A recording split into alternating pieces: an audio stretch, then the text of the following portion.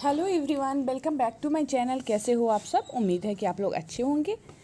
तो आज एक बार फिर से मैं आप लोगों के लिए ईवीएस के सीटेट पेपर 1 के प्रश्नों को लेकर आई हूँ। पिछले वीडियो में हम लोग 77 तक के प्रश्नों को किए थे ईवीएस के, और आज के इस वीडियो में 78 से हम लोग स्टार्ट करेंगे। और हम लोग अभी प्रीवियस ईयर क्वेश्चन कर रहे हैं, क्योंकि प्रीवियस ईयर क्वेश्चन बहुत ज़्यादा इम्पॉर्टेंट होता है सीटेट को समझने के लिए, और सीटेट में बहुत सारे क्वेश्चन रिपीट भी होते रहते हैं। तो जो लोग अभी देने वाले हैं जुलाई में एग्ज़ाम, उनके लिए बहुत ज़्यादा हेल्पफुल होगा। 78 नंबर क्वेश्चन है, जो व्यक्ति जंगल में कम से कम 25 वर्षों से रह रहे हैं, उनका उस जंगल भूमि पर और उसमें पैदा होने वाले वस्तुओं पर अधिकार है। यह जनादेश किसके द्वारा दिया गया है? पहला है संविधान अनुसूचित जाति आदेश संशोधन विधेयक 2012, भारतीय जंगल अधिनियम 1927, जंगल अधिकार अधिनियम 2007, भूमि अधिग्रहण अधिनियम 1894। इसका आंसर बताइए आप लोग। हम लोग पढ़े थे इसको, ईवीएस में पढ़े थे। जो व्यक्ति जंगल में कम से कम 25 वर्षों से रह रहे हैं, 5 क्लास के बुक में है। एक जो लड़की का कहानी है, झारखंड की है, उसका नाम अभी मुझे याद नहीं है, तो उसमें हम लोग पढ़े थे। इसका जो राइट आंसर होगा वो होगा ऑप्शन 3, 2007। जंगल अधिकार अधिनियम 2007 में जंगल के अधिकार से संबंधित प्रावधान है, और वही उसमें होता है कि जो लोग 25 वर्षों से उस जंगल में रह रहे हैं, उनका वहाँ के सब कुछ पे अधिकार है। ठीक है। 79, निम्नलिखित में से मच्छरों द्वारा फैलने वाले रोगों का समुच्चय कौन सा है? पहला है मियादी बुखार, हैजा, चिकनगुनिया। मियादी बुखार, हैजा, चिकनगुनिया। दूसरा है मलेरिया, HIV एड्स, डेंगू। तीसरा है HIV एड्स, हैजा और डेंगू। और चौथा है डेंगू, मलेरिया, चिकनगुनिया। ये क्वेश्चन बहुत बार पूछ चुका है, बहुत बार ये क्वेश्चन रिपीट किया है। और मैं बता दूं आप लोगों को, जब मैं पहली बार एग्ज़ाम दी थी तो उस समय ये क्वेश्चन आया था, फिर 2016 में आया था। मतलब बार बार ये क्वेश्चन रिपीट हो रहा है। तो इसका जो राइट आंसर होगा, फटाफट से आप लोग बताइए, फिर मैं बताती हूँ। ऑप्शन 4 होगा dengue, malaria, chikungunya. Dengue, malaria, chikungunya, ये सब जो होता है मच्छरों से फैलता है। ये भी हम लोग 5 क्लास के बुक में ही पढ़े थे। घटपर्णी पौधा यानी नेफेंथिस, नेफेंथिस के बारे में भी हम लोग पढ़ चुके हैं। जो लोग मेरे वीडियो को देखे होंगे, प्रीवियस वीडियो को, या मेरे नोट्स को देखे होंगे, तो उन लोगों को पता होगा कि इसके बारे में मैं बताई हुई हूँ। लगभग जितना भी क्वेश्चन आता है मैं ऑलरेडी इससे रिलेटेड क्वेश्चन को करवा चुकी, मतलब बता चुकी हूँ। जो लोग अगर देखे होंगे उसको, सीटेट से रिलेटेड ईवीएस का एक प्लेलिस्ट है, जिसमें आपको नोट्स भी मिलेगा और जो बुक में एक्सप्लेन की हुई हूँ वो भी मिलेगा। तो पहला है ऑप्शन का मुंह छोटी छोटी कांटियों से ढका होता है। दूसरा है भारत में नहीं पाया जाता है। तीसरा है मेढकों, कीड़े मकोड़े और चूहों को चालाकी से फंसाकर खा जाता है। और तीसरा है कीड़े मकोड़े को आकर्षित करने के लिए उच्च तारत्व को ध्वनियाँ निकालता है। इसका आंसर बताइए आप लोग। इसका जो आंसर होगा ना, वो होगा यह मेढक कीड़े मकोड़े और चूहों को चालाकी से फंसाकर खा जाता है। इस पौधा में क्या होता है कि जब इसके पास कोई भी कीड़ा मकोड़ा, मेढक हो, चूहा हो, कोई भी कीड़ा मकोड़ा आता है ना, तो इससे वो ना इसके गंध से आकर्षित हो जाता है। इसमें से एक अलग सा गंध निकलते रहता है।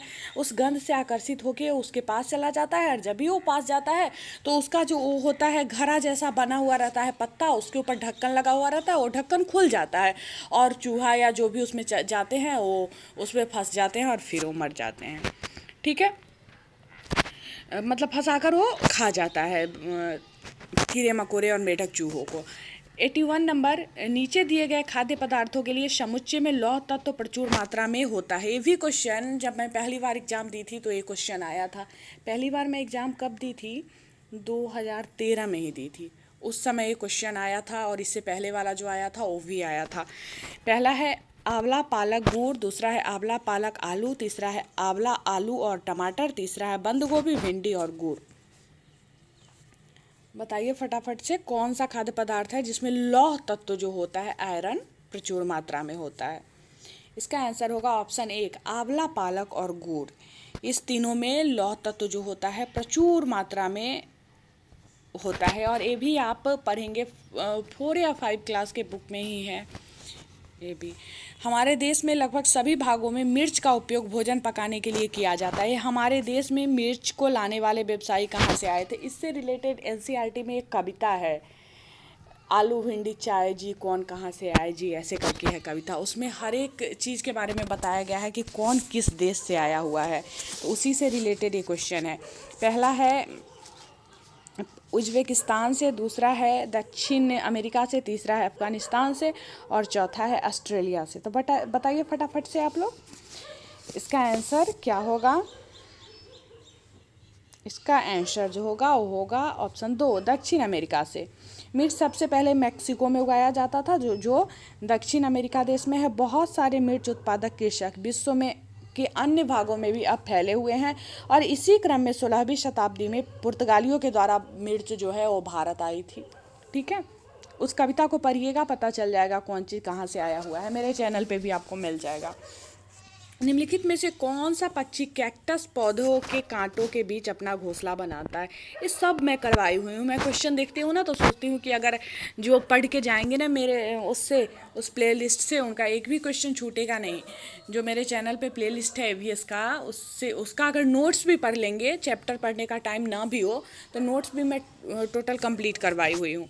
निम्नलिखित में से कौन सा पक्षी कैक्टस पौधे के कांटों के बीच में अपना घोंसला बनाता है? पहला है शक्करखोरा, दूसरा है बया, तीसरा है कलचीरी, और चौथा है पाख्ता।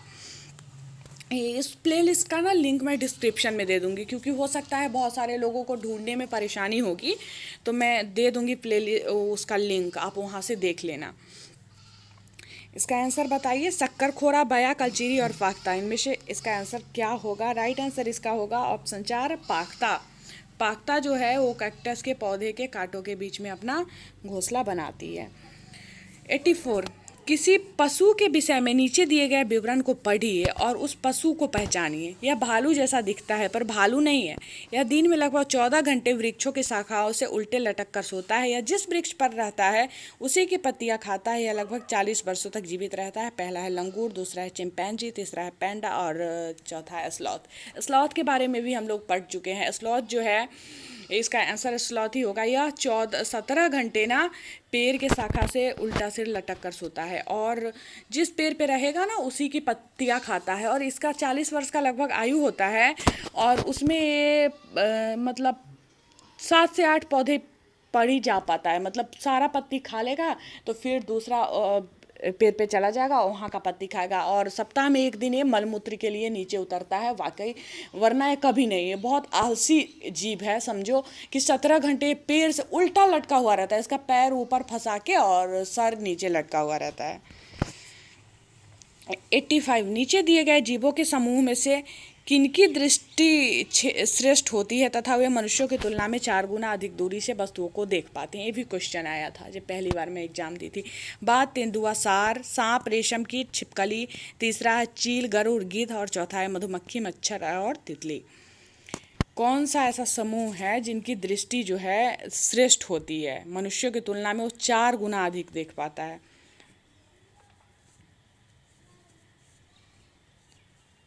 इसका आंसर 3 होगा, चाल, चील, गरुड़ और गिद्ध। बाज, चील और गिद्ध ऐसे था उस समय ऑप्शन में दिया हुआ। तो ये जो है, ये इसकी आंखों की बनावट इस प्रकार की होती है ना कि यह बहुत दूरी से ही किसी चीज़ को स्पष्ट रूप से देख पाता है। ये मनुष्य से, मतलब हम लोगों से 4 गुना अधिक दूरी से उस चीज़ को देख लेता है। नेक्स्ट क्वेश्चन, नीचे दिए गए खेती करने के विवरण को पढ़िए और इस ढंग की पहचान करिए। एक फसल को काटने के पश्चात खेत को कुछ वर्षों के लिए खाली छोड़ दिया जाता है, उसमें कुछ भी नहीं उगाया जाता। इस भूमि में बाँस या अन्य खरपतवार जो कुछ भी उगाता है उन्हें उखाड़ा नहीं जाता, काट कर जला दिया जाता है। यह राख भूमि को उर्वर बनाती है।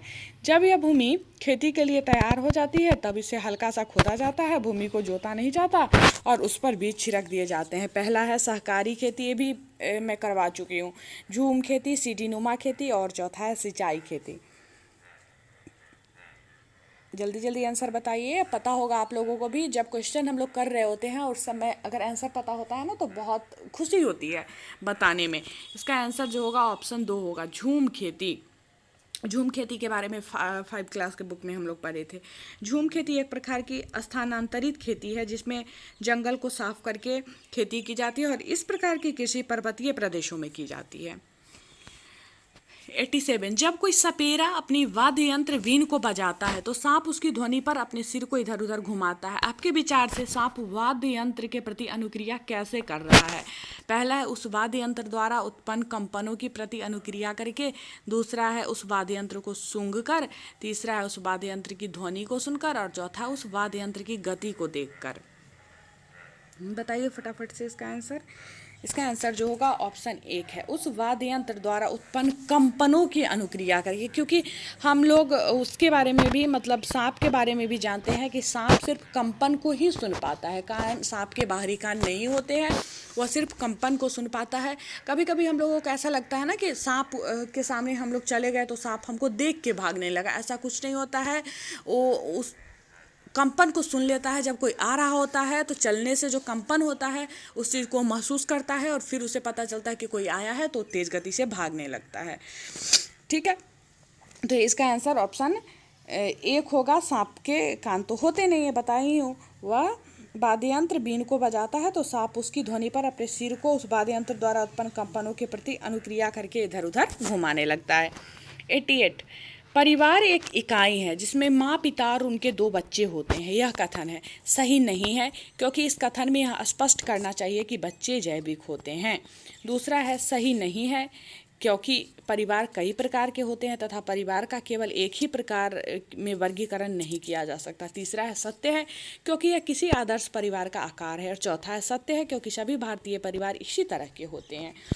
तो इसका राइट आंसर बताइए आप लोग क्या होगा। इसका राइट आंसर बिल्कुल पता चल रहा है कि क्या होगा, ऑप्शन 2 होगा, सही नहीं है, क्योंकि परिवार कई प्रकार के होते हैं, एक ही प्रकार के नहीं होते हैं और परिवार का केवल एक ही प्रकार में वर्गीकरण नहीं किया जा सकता है। आकार के आधार पर मनुष्य के परिवार 2 प्रकार के होते हैं, एक को हम लोग एकल परिवार बोलते हैं और एक को संयुक्त परिवार बोलते हैं। एकल परिवार में माँ बाप और उनके जो बच्चे होते हैं 1 या 2 वो होते हैं, जो कि परिवार का एक बहुत ही छोटा सा आकार है। इसके विपरीत संयुक्त परिवार में दादा दादी, चाचा, बुआ, ताई, चाची मतलब जितने भी लोग होते हैं वो रहते हैं।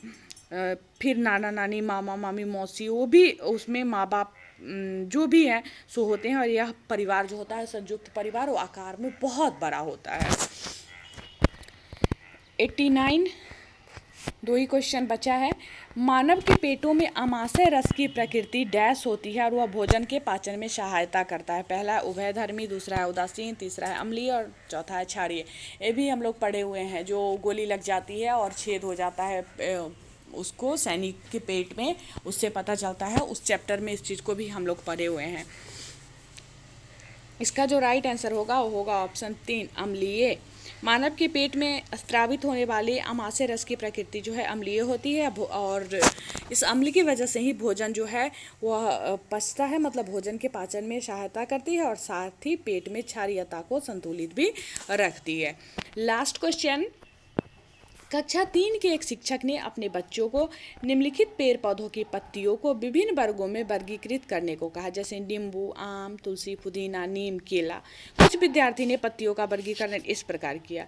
पहला ए दवाओं के गुण वाली पत्तियां और दवाओं के गुण से रहित पत्तियां। दूसरा बड़ी पत्तियां और छोटी पत्तियां, मतलब समूह के बच्चे अलग अलग तरह से उसको वर्गीकृत कर पाए। शिक्षक ने समूह ए को सही माना और समूह बी को गलत। निम्नलिखित कथनों में से कौन सा कथन अधिगम प्रतिबिंबित करता है? यह क्रियाकलाप पत्तियों के सूचना संग्रह करने पर केंद्रित है जिसका भिन्न अर्थ लगाया जा सकता है। दूसरा है बच्चे बहुत प्रकार के संदर्भों में को कक्षा में ले आते हैं जिसकी सराहना होनी चाहिए। तीसरा, अपने अनुभवों पर निर्भर करते हुए बच्चे वर्गीकरण के बहुत से तरीकों का उपयोग कर सकते हैं।